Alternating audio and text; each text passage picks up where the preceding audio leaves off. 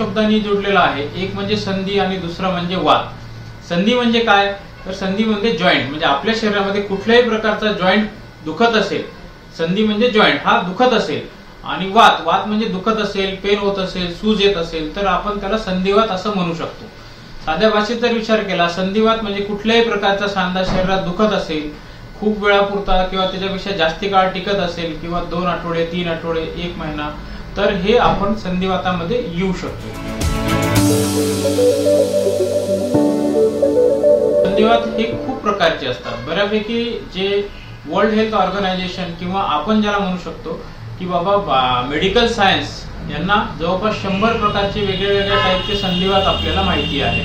जसे की osteoarthritis, osteoporosis, rheumatoid arthritis, ankylosing spondylitis, gout, Behcet disease, psoriatic arthritis, inflammatory bowel disease, अशा बऱ्याच प्रकारचे संधिवात जे आपल्याला नाव पण माहित नाही, असे 100 प्रकारचे संधिवात आज मेडिकल फील्डला माहिती आहेत. आज आपण प्रिव्हॅलन्सचा विचार केला तर साधारण 15 ते 16% लोकांना हा आयुष्यात एकदा तरी संधिवात होऊन गेलेला आहे. प्रिव्हॅलन्स म्हणजे 100 लोकांच्या मागे 15 लोकांना एकदा ना एकदा आयुष्यामध्ये संधिवात झालेला आहे. आपण जर डायबिटीसचा प्रिव्हॅलन्सचा विचार केला तर डायबिटीस हे 4 ते 5% लोकांना प्रिव्हॅलन्स आहे, म्हणजे 100 पैकी 4 ते 5 लोकांना डायबिटीस आहे. पण संधिवाताचा जर विचार केला तर आपल्याला 15% आसपास संधिवाताचा प्रिव्हॅलन्स आहे. तर सगळ्यात पहिले तर आपल्याला कुठलाच सांधा आपण इग्नोर नाही केला पाहिजे. कुठलाच जॉईंट पेन म्हणा किंवा कुठलाही आपल्याला शरीरामधला सांधा दुखत असेल तर आपण इग्नोर नाही केला पाहिजे, अंगावर नाही काढला पाहिजे.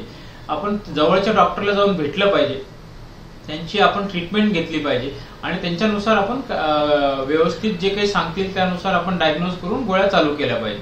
का केल्या पाहिजे, तर संधिवात फक्त जॉईंट्स मध्येच जात नाही, तर संधिवात पूर्ण शरीरात पसरू शकतो.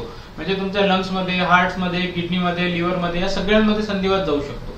म्हणून आपण त्याची व्यवस्थित ट्रीटमेंट घेतली पाहिजे. आता शेवटचं महत्वाचं काय आहे की आता संधिवात का नाही झाला पाहिजे किंवा आपण प्रिव्हेंट करायसाठी काय करू शकतो संधिवात. तर एक तर बेसिक तर आपण सगळ्यात पहिले बॅलन्स डाएट घेतला पाहिजे. रेग्युलर जे आहे जेवणामध्ये आपण सगळे व्यवस्थित बॅलन्स डाएट म्हणजे प्रोटीन्स, कार्बोहायड्रेट्स, बाकीचे मिनरल्स हे सगळे व्यवस्थित डाएट मध्ये घेतले पाहिजे.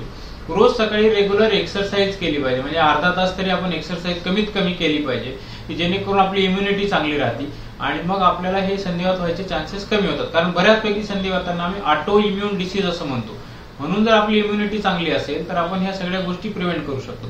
आणि यदा कदाचित आपल्याला झालाच जरी संधिवात तरी आपण व्यवस्थित न घाबरता आपल्या डॉक्टरला जाऊन भेटलं पाहिजे आणि त्या हिशोबाने आपण ते जे काही गोळ्या देतील त्या गोळ्या घेतल्या पाहिजे. मग त्याच्यामध्ये काही गोळ्या असू शकतात, काही ऑपरेशन्स असू शकतात, काही बायोलॉजिक्स असू शकतात किंवा फिजिओथेरपी असू शकते. असे प्रत्येक प्रकारचे ट्रीटमेंट आपल्याकडे अवेलेबल आहे. मेजॉरिटी संधिवात जे आहेत, काही संधिवात आपण अर्ली स्टेज मध्ये डायग्नोज केले तर ते लवकर बरे होतात. काही संधिवात जर का आपण उशिराच्या स्टेजमध्ये डायग्नोज केले तर त्यांना शुगर, बीपी सारखे हे लाईफ लॉंग चालतात.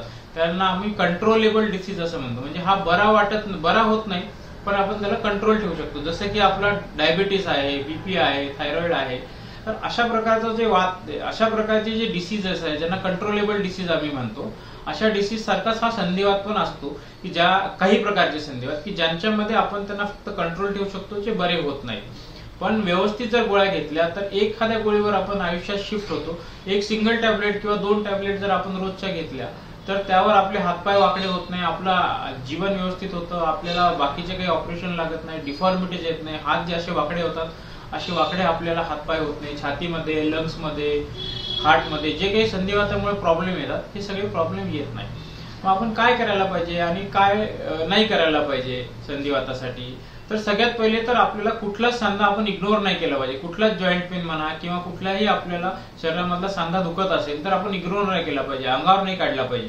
आपण जवळच्या डॉक्टरला जाऊन भेटलं पाहिजे, त्यांची आपण ट्रीटमेंट घेतली पाहिजे आणि त्यांच्यानुसार आपण व्यवस्थित जे काही सांगतील त्यानुसार आपण डायग्नोज करून गोळ्या चालू केल्या पाहिजे.